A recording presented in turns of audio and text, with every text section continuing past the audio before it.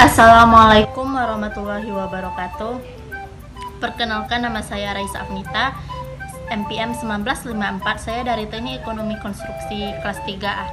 Baiklah, di sini kami akan menjelaskan yaitu tentang life cycle cost atau LLC.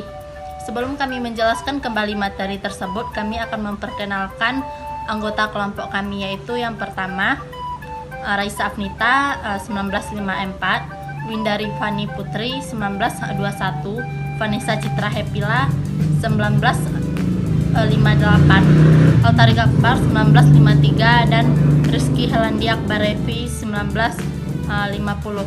Baiklah, kami akan menjelaskan materi kami. Pengenalan life cycle cost. Life cycle cost biasanya digunakan untuk menentukan harga sebanyak mungkin faktor yang mempengaruhi biaya bangunan. Yang kedua, total biaya keseluruhan sebuah bangunan biasanya dihitung selama masa pakai bangunan tersebut.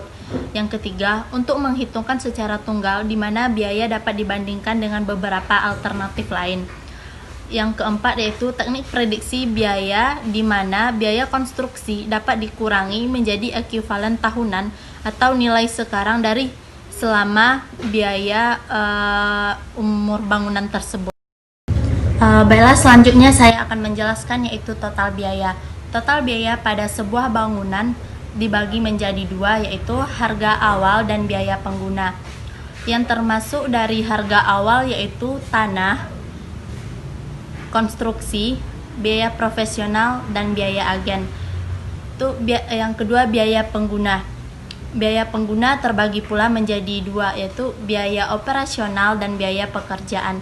Yang termasuk dari biaya operasional yaitu pemeliharaan, biaya operasi bahan bakar, mesin atau pabrik, itu tagihan operasi.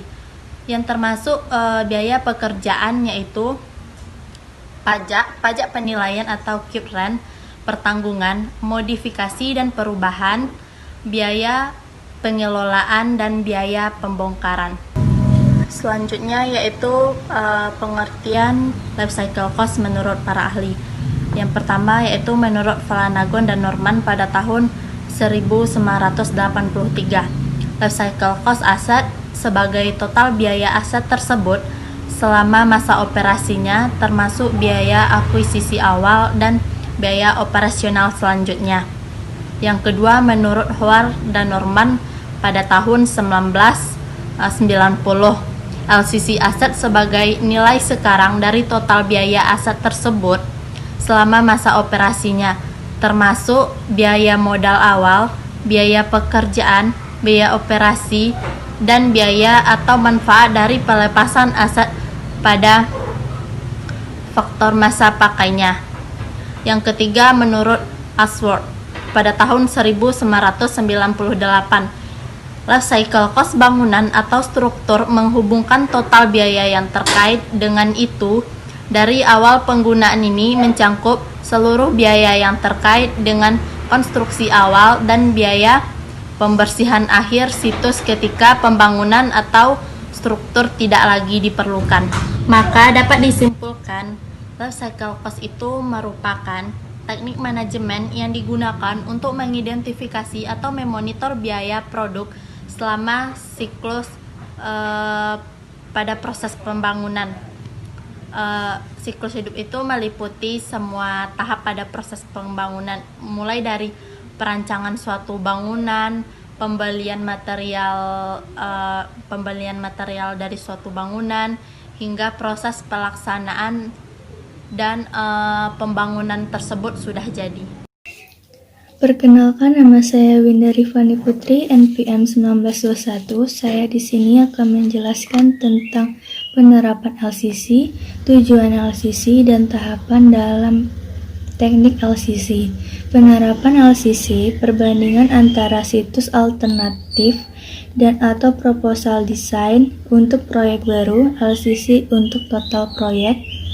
Perbandingan antara bangunan yang ada yang digunakan untuk memenuhi kebutuhan klien dan proyek baru. Perbandingan antara bangunan serupa, perbandingan antara bahan alternatif, komponen bangunan, pemasangan sistem mekanikal dan elektrikal, perbandingan antara renovasi, perpanjangan, dan bangunan modifikasi.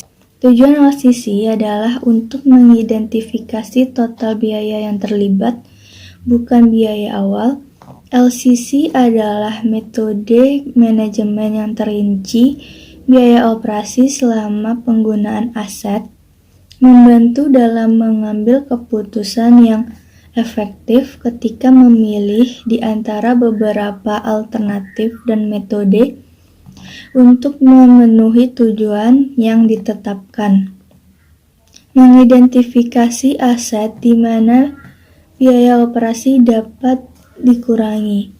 Tahapan dalam teknik LCC ada 3, yaitu yang pertama adalah analisis LCC atau LCCA, pengumpulan dan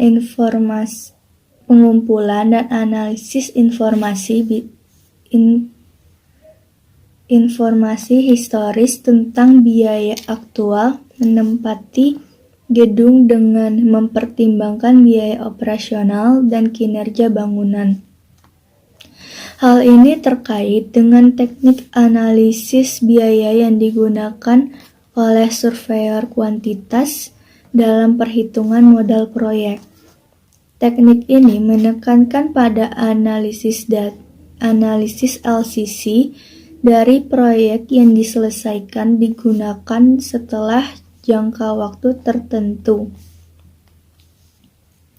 Tujuan LCCA adalah untuk memperkirakan biaya keseluruhan alternatif proyek, untuk memilih desain yang memastikan fasilitas akan memberikan biaya kepemilikan keseluruhan terendah yang konsisten dengan kualitas dan fungsinya.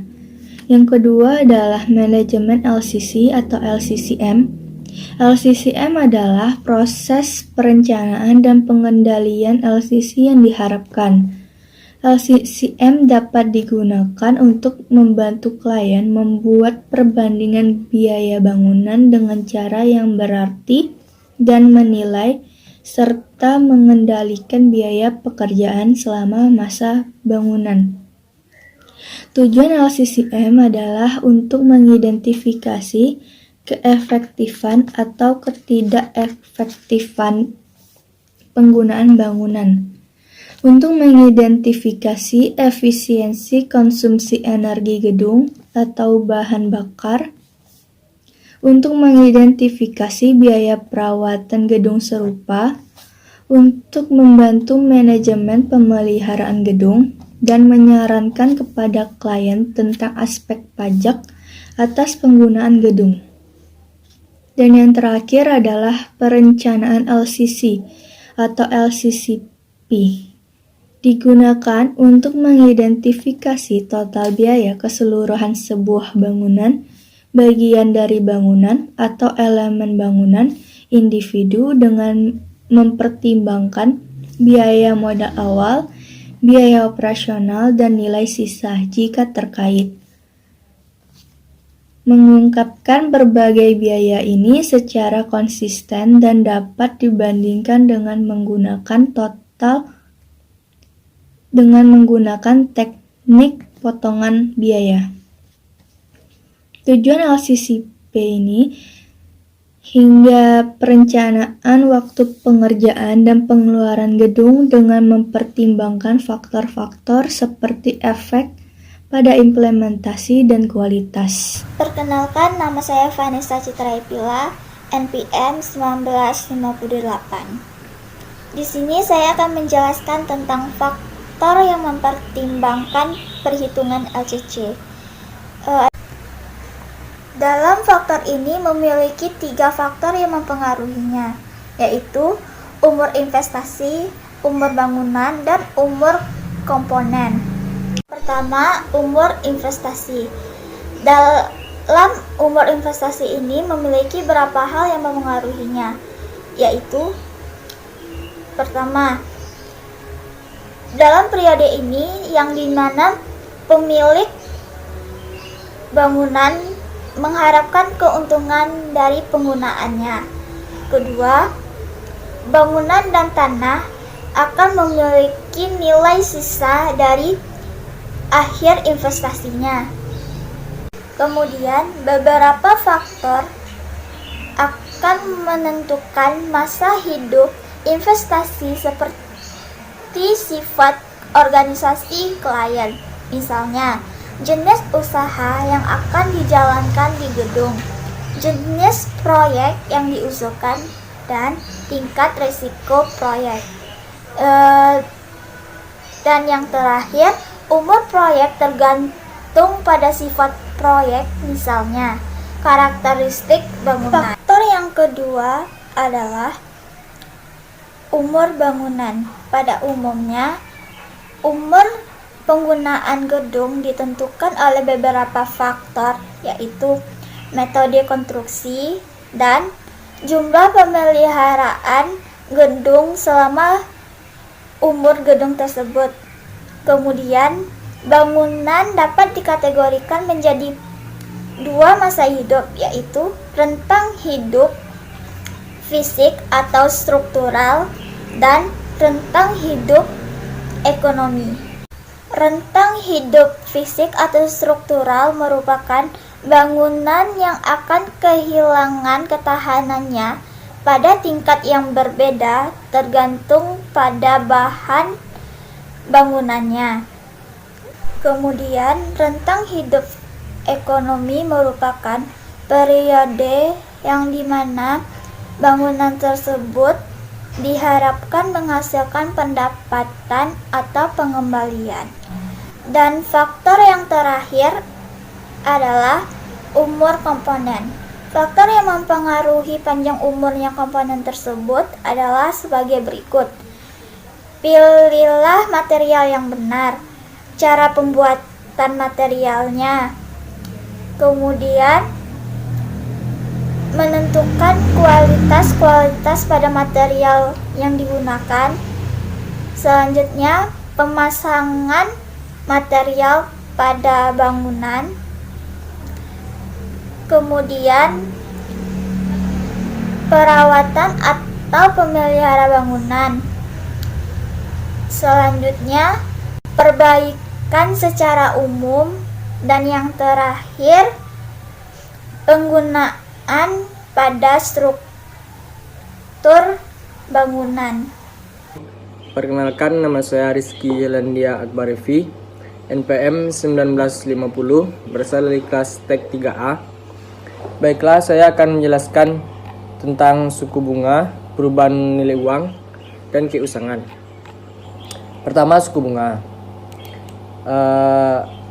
1. Tingkat suku bunga tergantung pada status keuangan pemilik bangunan dan prediksi pergerakan suku bunga dalam jangka panjang.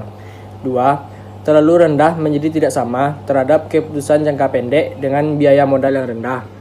3. Terlalu tinggi menjadi tidak sama terhadap penghematan biaya masa depan dengan mengorbankan pengeluaran awal yang tinggi. 4. Paling terkini harus mencerminkan sifat proyek klien dan pasar saat ini. 5. Suku bunga harus dipilih dalam konteks etika yang praktik profesional terbaik. 6. Suku bunga yang dipilih mewujudkan biaya penjaminan yang harus disesuaikan dengan perkiraan tingkat inflasi atau periode proyek. Selanjutnya, perubahan nilai uang. 1. Perubahan nilai uang selama umur bangunan mempengaruhi perhitungan biaya siklus hidup. 2. Perubahan biaya bangunan berpengaruh pada hasil diperoleh dalam perbandingan biaya siklus hidup. 3. Jika ada kemungkinan perubahan harga di masa mendatang, maka prediksi perubahan apapun harus menjadi pertimbangan. Selanjutnya, keusangan. Sesuatu yang tidak lagi digunakan, dibuang, ketinggalan zaman, rusak, terpengaruh oleh keausan atau atrofi atau kemunduran. Selanjutnya, terjadi karena perubahan cepat dalam ekonomi dan teknologi. Kemudian, bangunan memiliki umur yang pendek di masa depan karena keusangan tersebut. Selanjutnya, oleh karena itu, keusangan dapat diartikan sebagai penurunan nilai yang tidak disebabkan secara langsung oleh penggunaan atau perjalanan waktu. Selanjutnya, pekerjaan pembongkaran merupakan alternatif terakhir yang dilakukan saat pembangunan gedung tidak dapat diperbarui berada dalam keadaan tidak kondusif. Lokasi di mana bangunan tersebut dibangun untuk keperluan lain. Baiklah, perkenalkan nama saya Altari Akbar, NPM saya 19053, saya berasal dari kelas TEK 3A. Saya akan menjelaskan tentang hambatan. Dalam hambatan tersebut memiliki 6 jenis macam. Yang pertama yaitu keterbatasan data atau data yang lemah. Tahap pertama ini adalah analisis LCC, mengumpulkan data, memperhitungkan atau membandingkan semua data. Untuk mengumpulkan data tersebut, kita sulit untuk mendapatkannya maupun secara teoritis, karena informasi data hanya dimiliki oleh pemasok. Yang kedua yaitu permasalahan perpajakan. Seiring berjalannya waktu, pemerintah selalu memperlakukan pajak baru. Pajak asli mungkin bisa saja bertambah atau bisa juga berkurang. Misalnya, konstruksi sebelumnya tunduk kepada GST dan sekarang konstruksi tunduk kepada SST. Maka LCC tidak akan akurat bila terjadi perubahan pada pajak. Ketiga yaitu tidak adanya perhitungan risiko di masa depan. Analisis LCC harus digunakan untuk mengembangkan desain yang kuat dan strategis. Mungkin penggunaannya yang efisien dari sumber daya alam yang terbatas. Dari pemilik untuk masa depan yang kemungkinan besar terjadi. Keempat, informasi yang kurang akurat. Ini salah satu masalah penerapan LCC di industri konstruksi. Kurangnya kualitas data yang tersedia untuk melakukan analisis, karena ekonomi yang tidak stabil membawa pukulan besar bagi implementasi LCC di industri konstruksi. Yang kelima yaitu mahalnya biaya latihan LCC, dari biaya energi, sertifikasi, daya tahan, dan pembongkaran. Keenam yaitu kegagalan desainer memvisualkan masalah kehidupan secara keseluruhan. Maka investor akan tahu mana properti yang akan menghasilkan keuntungan. Kasus-kasus yang timbul akan menentukan standar bangunan yang akan mereka beli untuk mengembang. Dengan cara ini, hubungan biaya sumber daya dan modal akan dipisahkan. LCC akan dihilangkan dari desainer. Itu saja yang dapat kami jelaskan tentang materi life cycle cost atau LLC. Apabila ada kesalahan dalam penjelasan kami minta maaf dan kami akhiri dengan wassalamualaikum warahmatullahi wabarakatuh. Terima kasih.